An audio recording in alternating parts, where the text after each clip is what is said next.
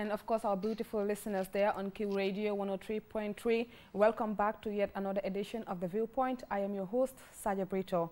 While joining me in the studio today, we are joined by Mustafa Dabo of the Gambia Press Union, Vice President, of course, and Sekou Jammeh, Secretary General of the Gambia Press Union. Welcome to the show, gentlemen. Thank you. Journalist or join the list? The term that Gambians have coined to describe people in the profession. What does it mean when you hear that term, join the list? When they say Gambian journalists are just join the list? Well, I think that's an insult. Gambian journalists are being, at the receiving end of one of, West Africa's most old school dictator. I mean, yeah, and they've survived it, and they did remarkably well under Jammeh. We know Jammeh, if you're talking of, friendly environment to media, he is not a very kind person. And journalists have functioned well under him, and they've contributed to what we today call the new Gambia. So I think calling them a join the list is an insult. Sekou? Well, every individual and every institution and profession, they have their own critiques.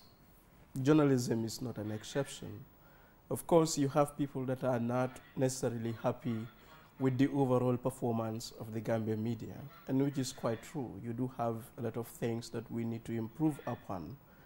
And you also have criticism from quarters where simply because I am not your journalist, because I'm not doing what you want me to do, I am doing what my conscience or my practice guides me to do, and I'm doing that and you're not happy, you say join the list.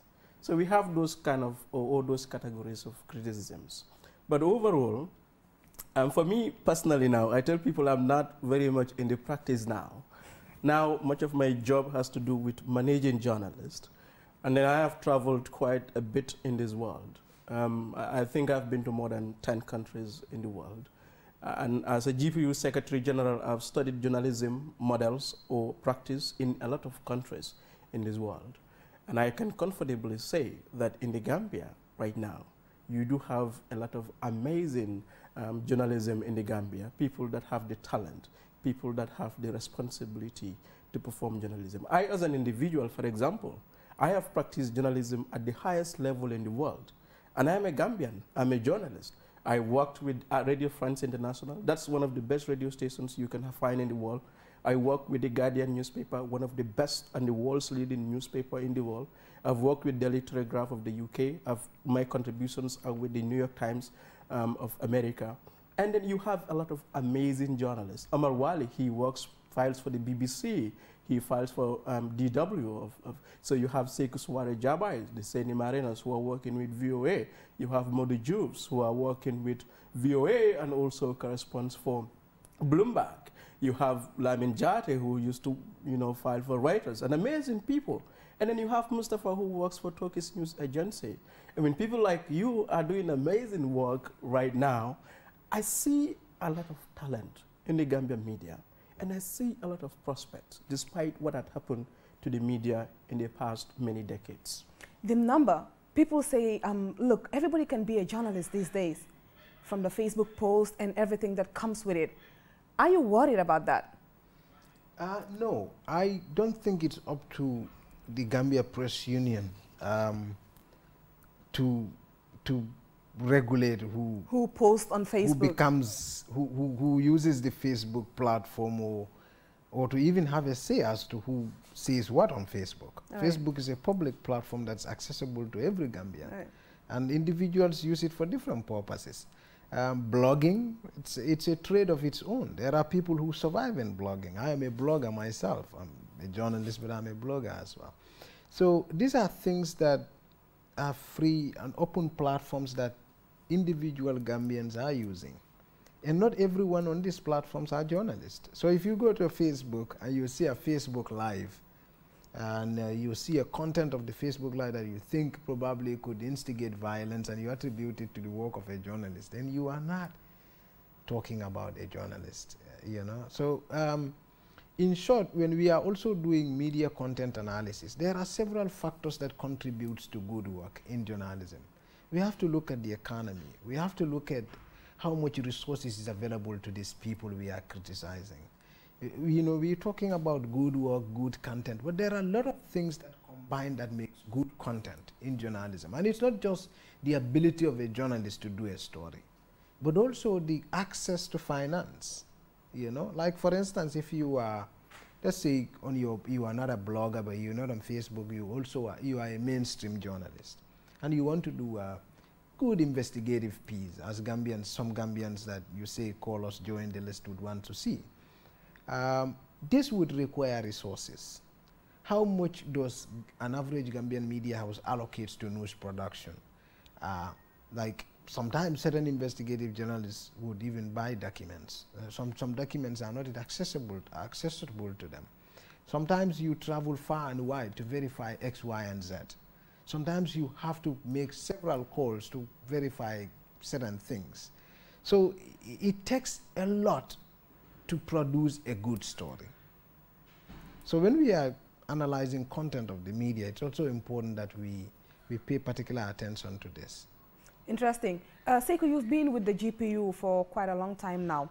3 years. For 3 years. Walk us through the background of the Gambia Press Union.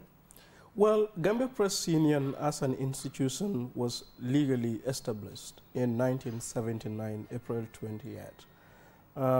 But before that, attempts were made, starting in 1940s, when during the colonial days, when World War II was about to happen, and the colonial government was trying to control who writes or says what. So they came up with some legislations towards licensing of, you know, newspapers. And people who were in the media field at the time, we are talking about the likes of Edward Francis Small, and they came together and felt that this was an affront to their right to freedom of expression. I mean, especially the right to freedom of expression of the colonized. And they wanted to challenge that, but they didn't want to do it individually. They wanted to do it as a collective. So they made attempts, but the colonial government at the time didn't want them to register, so they didn't exist. And attempts were made further in 1956 and then 1965 when we attained independence. An attempt was made again, yet it was rejected. It wasn't until 1979 when eventually they succeeded in registering it. So the aim or the mission, of course, was to you know, address the issues of media laws as they existed at the time.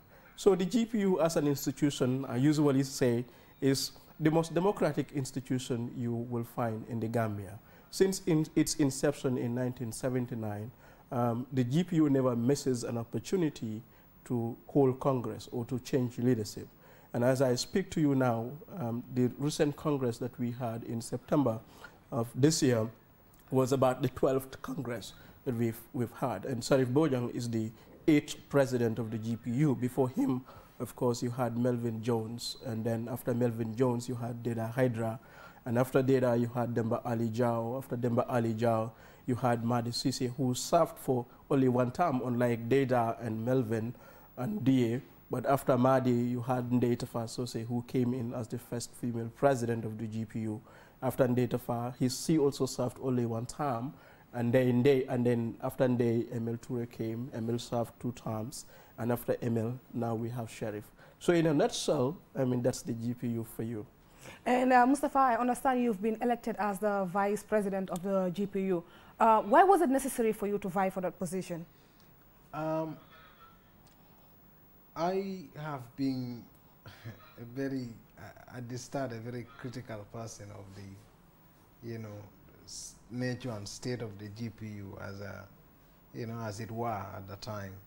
So we were kind of, you know, the rebels in the background. So at some point, I took so much interest in how GPU is managed. I mean, I like any other journalist, and I had certain things in mind that I think that GPU should do. And I'm very close to GPU as well, because I'm close to the people who run GPU, including Emil, the former president himself. So I pretty much had some ideas as to what is happening in the GPU, but I wanted to, you know, have a say as to what we could do. What can we do? Like improve the capacity of journalists that you've made reference to.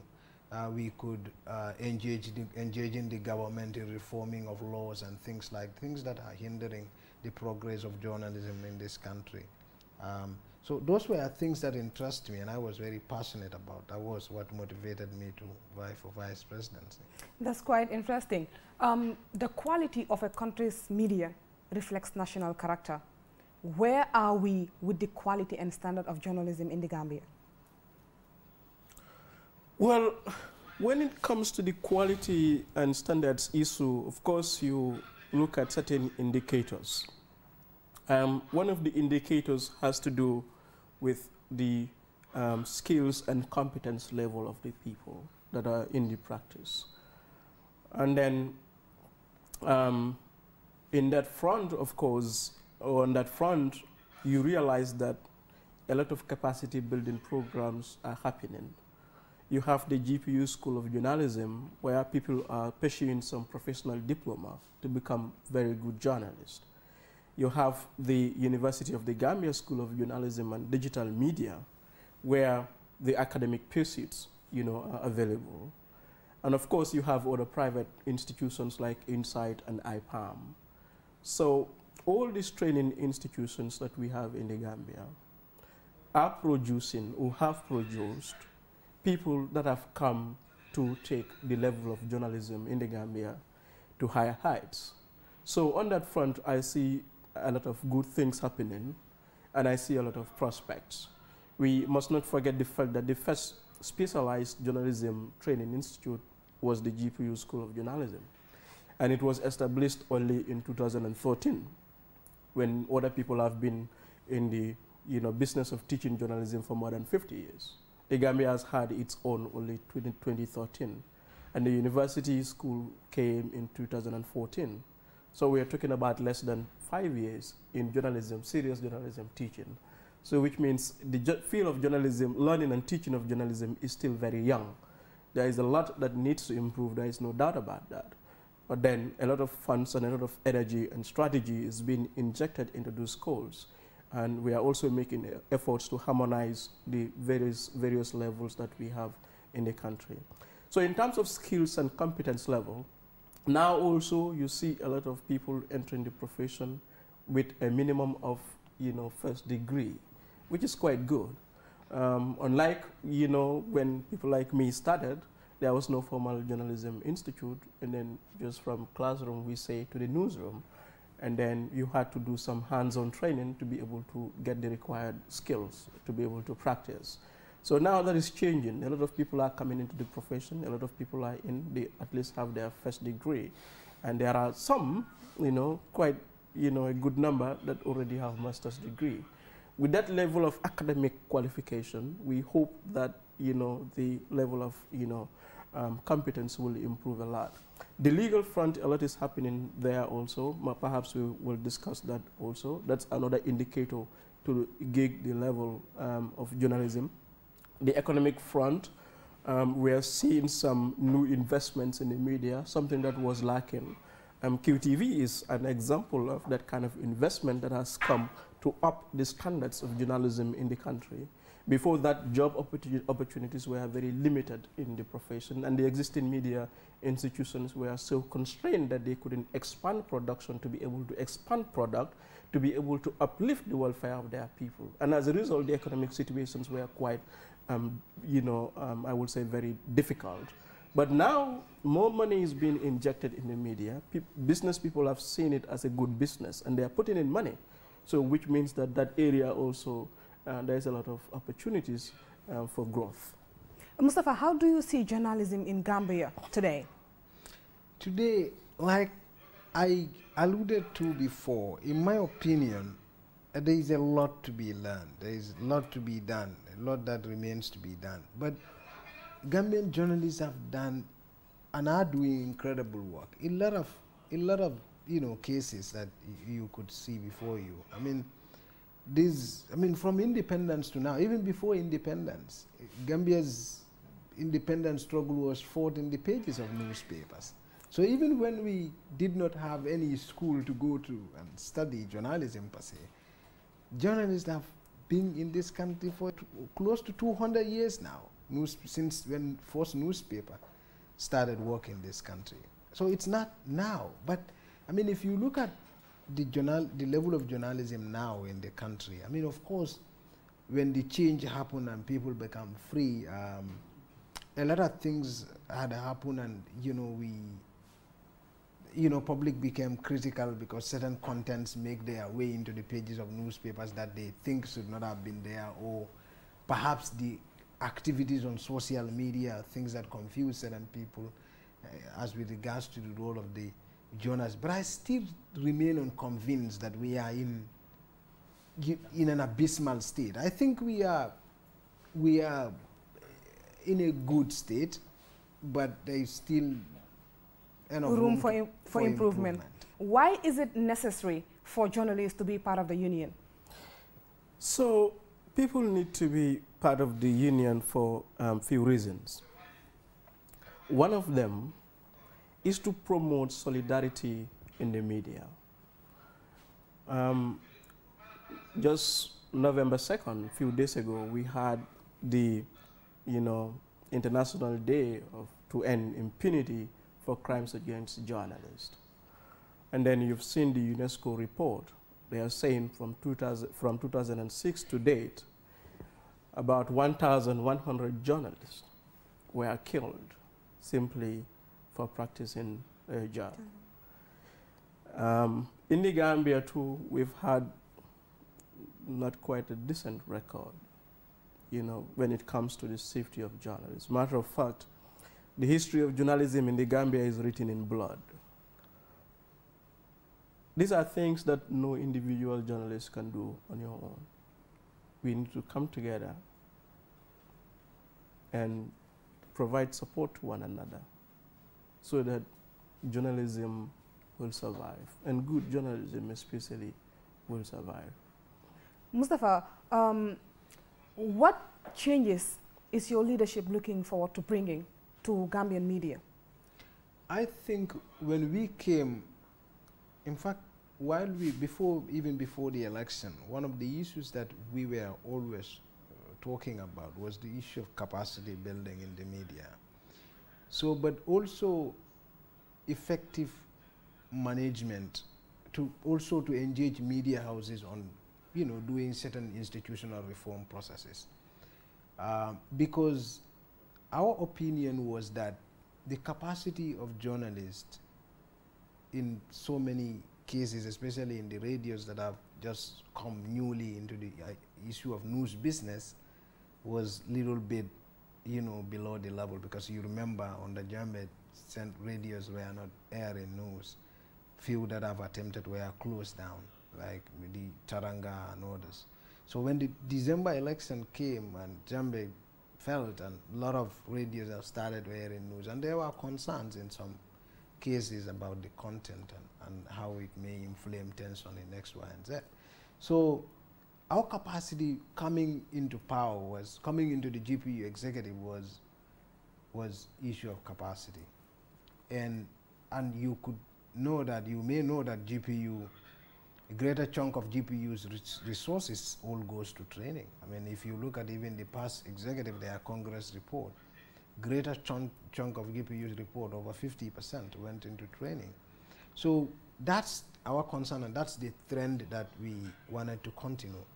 But also, I mean, when we are talking of content in the news media, like I mentioned previously, it's not just relating to journalists, the quality of journalists you have, but also the kind of media houses you have, the management structures you put in place, but also the amount of resources you allocate to news production. I know a lot of journalists in this country who, of course, have been paid, but they are using their own resources to get certain news articles. And sometimes they spend up to $2,000 on a single news piece. or more than that. You know? And some of those people are using their own resources on news production. Now, but these are people who are paid somewhere around 5,000 or less. So when we are talking of improving content, we also have to, you know, look at reforms within media houses and also, but also media houses are also affected by, in some cases, by, you know, the economic environment. Advertisements have to come. You have to raise the necessary amount of money because, I mean, everything you invest will reflect on your bottom line in the end. So you need adequate resources, and that adequate resources can come from the economy. If the economy is not doing well, media doesn't exist in isolation. Obviously, media suffers. And when the media's revenues, it's affected, the news production is affected. The quality of journalism goes down. So it's not just hinged on capacity. So in that front, even at the GPU level, there are being efforts to engage the government in issues such as tax cuts, on things that newspapers use, for instance, like rims, you know, papers that newspapers are printed on, and some of the issues. But even newspaper registration, it's still as it were before. I mean, you need to, all the process you go through are still the same process you go through. Does that bother you?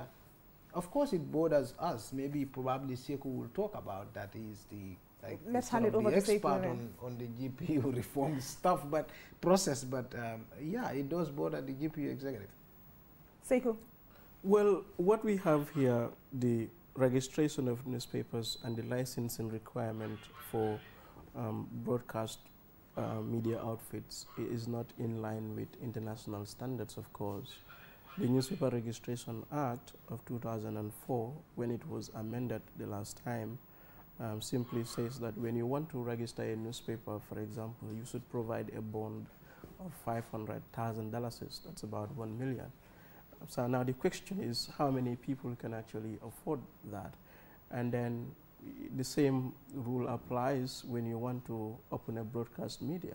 But apart from that also, under the Information and Communication Act, there's a different set of, you know, procedures that you should follow to be able to get a license to operate a television or a radio station.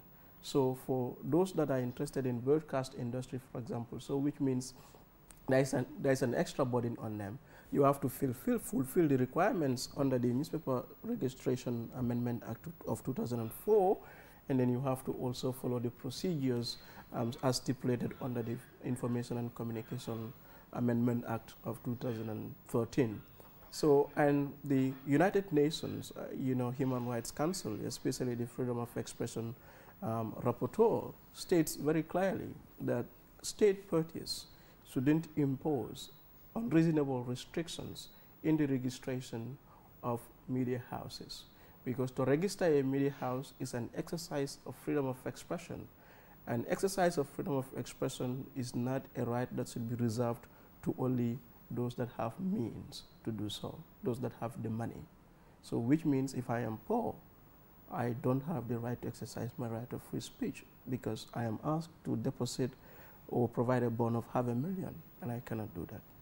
Talking about freedom of expression, do you think it is still under threat in the Gambia? Well, so long as we have laws in place that could be used to prosecute journalists, of course, yes. Sekou, what do you think? Well, freedom of expression is under threat everywhere in the world. And the Gambia, of course, is not an exception to that. When you look at the political environment, for example, there is this tendency that, yes, I mean, I can say something, but I shouldn't say it, you know. Meaning, if I write something that someone is not happy with, you know, yeah, you have a right to say it, but why should you say that? I mean, that's not in line with our culture. That's not in line with so and so. So it's not quite cool. And apart from that also, freedom of expression cannot go without access to information. That is very key. And not only do we not have a right to information law, but we also have an entrenched practice or culture within public institutions of not disclosing information to the public. And that doesn't work well in a democracy. Democracy, or the principles of freedom of expression, one of the most fundamental principles is called proactive disclosure of information, which means as a public officer or public institution, whatever you do or say, you do it in my name. And therefore, whatever you do in my name, I have a right to know about it. And since I have a right to know about it, I don't have to come to you to tell you, tell me. You have an obligation to tell me, because I pay you for that. But that is not what is happening in the Gambia right now. When you go out to get information, people feel that they are doing you a favor. Hey, I'm not going to talk to you. I mean, who are you? I'm not going to talk to you. I'm not going to give you this information. And at state level, I usually say they don't make any difference between information that is classified and information that is not classified. That's right. Even when you go to Minister of Foreign Affairs, for example, not necessarily what's the case, but you say, I want to have your strategic plan. This should be a public document. Or I want to have your policy. Accessible to every single Gambian. Say, oh, no, that's a classified information. But what is classified about a public policy issue? What is classified about a legislation that should be out there for everyone to know? So then the awareness level is a problem. But, you know, they will ask you to go and write a letter. And when you go and write a letter seeking for an information or particular information revealed to you, it rots there. Nobody responds to you, nobody calls you, and that's how it dies. And these are things that all impacts on quality content for journalists. That's right. I mean, so when we are analyzing media content, we have to look at all these problems that journalists are facing on the ground. So, I mean, average Gambian journalist is really a foot soldier. I mean, I am in the field and I've seen the struggle they go through. I'm also in the press union, but I'm also in the field. I see the kind of struggle an average Gambian journalist goes through to get the most basic of information. That will not even send any, the typical he said, they said story.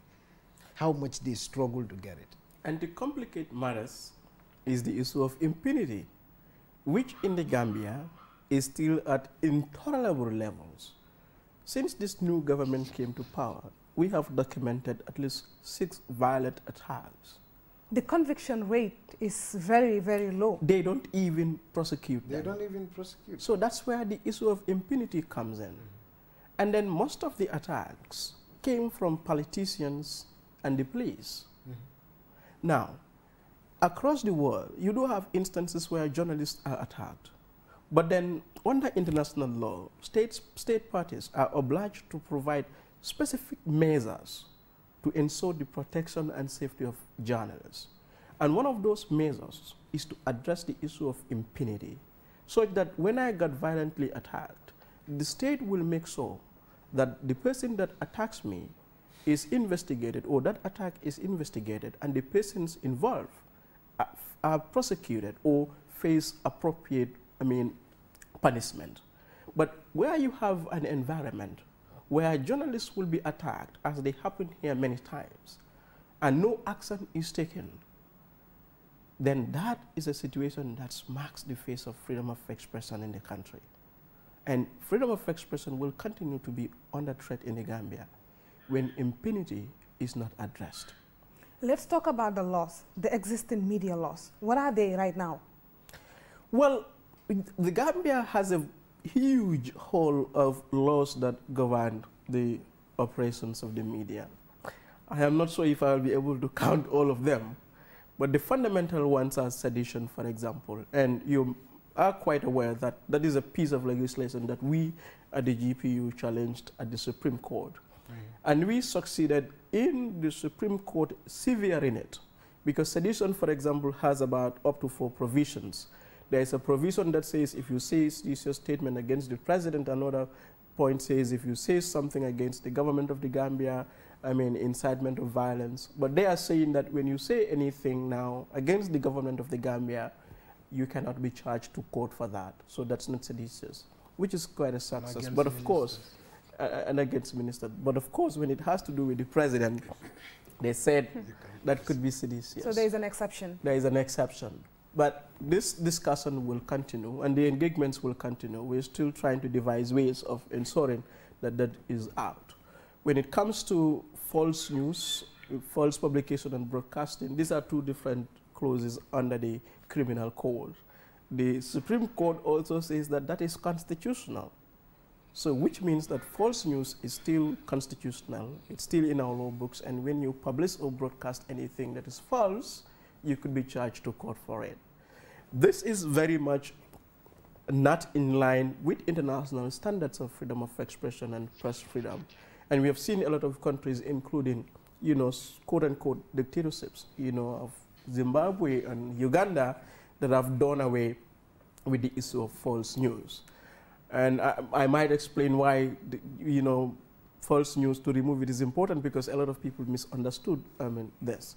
But before that, let me also say that you also have criminal code or criminal defamation in the criminal code. The Supreme Court says that is also unconstitutional, as in their ruling. And then you have the false publication on the internet, which is the most terrible law we've ever had in the Gambia. Because then they are saying that when you publish false information on the internet, and it's a strict liability offense. I can explain that. But they are saying when you publish anything that is false on the internet, you go to jail for either 15 years or you pay a fine of 3 million or both. You know, so the Supreme Court says that law is also unconstitutional. So now we are left with some part of sedition, and we are also left with false news and false publication and broadcasting.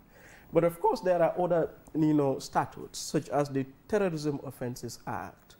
And then you also have the Information and Communication Act. Still, there are provisions there that are not favorable to press freedom. You know, the GRTS Act, of course, is not that much problematic. I think just a bit problematic in a way that it doesn't safeguard or guarantee the independence of the state broadcasting station, especially in terms of three components. One, in terms of its governance, who appoints the boards. Two, in terms of its finances, you know, and three, in terms of its operations. So that is something that should be looked into, because the state broadcasting station should be transformed into a public service broadcasting station, and that public service nature should reflect in the act that establishes the GRTS. So apart from that, you also have the Domestic Violence Act. Still, there are provisions there that are not quite good. But essentially, like we always say, this is a luta continua. And how significant it is as far as journalism is concerned. Which brings me back to investigative journalism, because I think that's a problem where we really need to build our capacity in this country. What is the level of investigative journalism in the Gambia? So, of course, you're going to laugh at that. So, yes, you know, I am passionate about this area too. I would love to see this improved, but it's almost in a non-existent state. But I see it picking up, because investigative journalism is at where it is, not because people don't understand how to do it, in my opinion, but because the resources available to journalists to do this is also, and the kind of media organizations we have, and the kind of people who are in charge of news production in our newsroom sometimes is a problem. In my opinion, I've seen some few examples of very good work in journalism, which you may classify as a very good in-depth report, or very, you know, good features, but where journalism exposes corruption and indict public officials are very limited. Very, very, very limited. We will come back to that. Is Gambia ready for investigative journalism? There is no better time for that. I usually say that we've had a situation here where we had an omnipresent figure, like an all-seeing person, an all-knowing person in the former president, because Jammeh had interest in every atom that moves in the country. Of course, there was corruption at the time, and of course, if the findings of the inquiry into Jammeh's assets are anything to go by, Jammeh is a very corrupt person. But one thing he ensures was to look after, you know, what is there for everyone. Now that strong man is gone.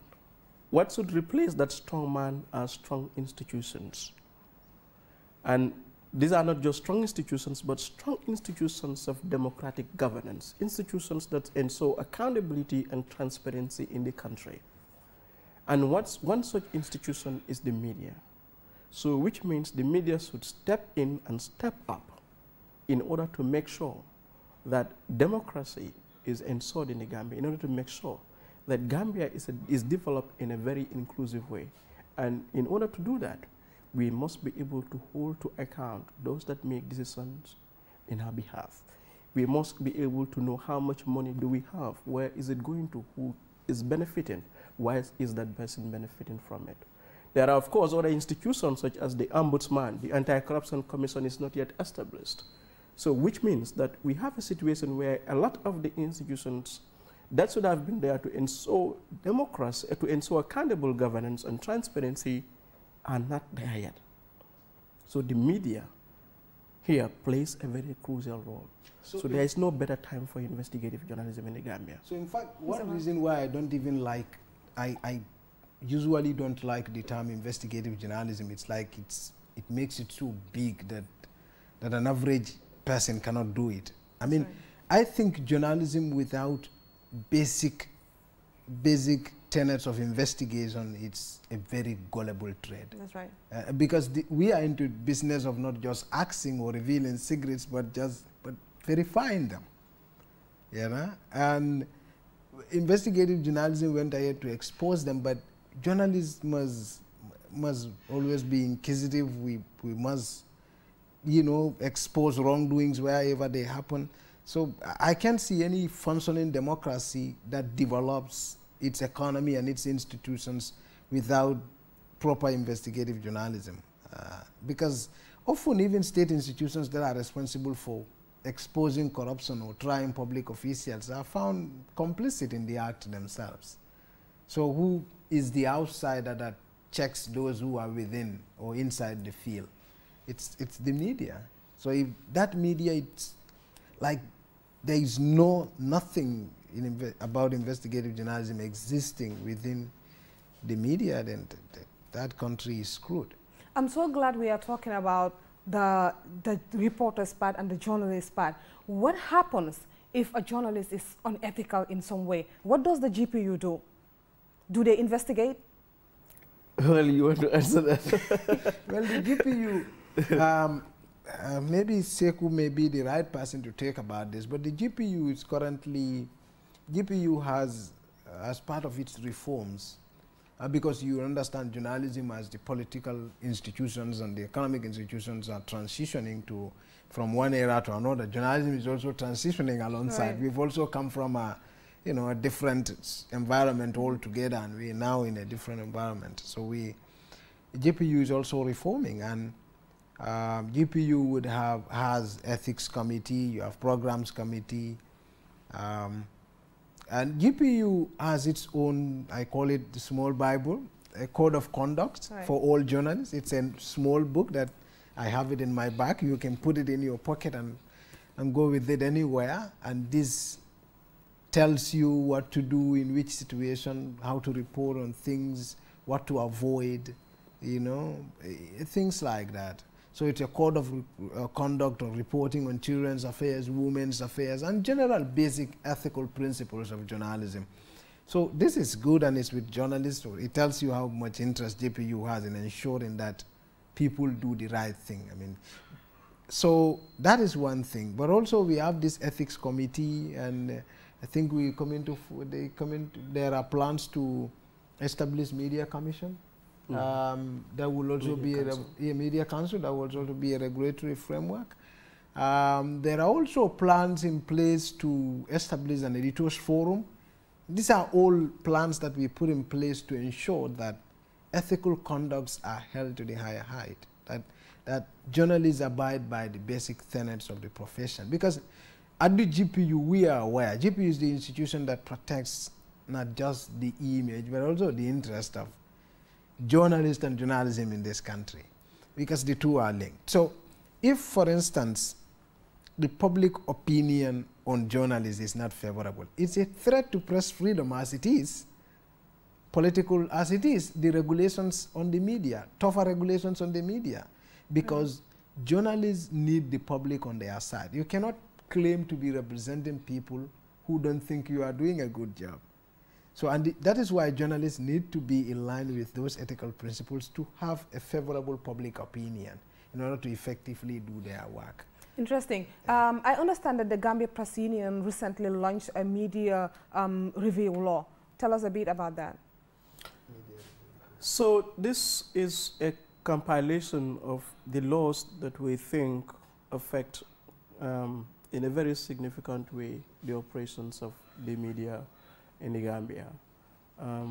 It came out of the position paper because the GPU has, for the past 1 year or so, been seriously engaging in policy matters. So we write a lot of policy papers and submit them to the government. So one such policy document was a legal position paper on media law reforms. So we thought at some point that it wasn't enough to just submit it to the government so that only the government and the GPU can have it. This is something that should be here to guide every individual journalist, and even those that are not journalists but interested in freedom of press matters. So that's why we printed it, of course revised it a bit, we printed it and circulated it. So that everyone gets a copy, everyone knows what kind of laws we have in the Gambia.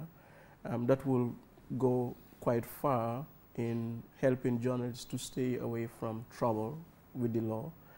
And of course there are recommendations there. It will also put some form of pressure on the government so that everyone knows these laws are there now, so you should make, you know, some more concrete steps to be able to reform them.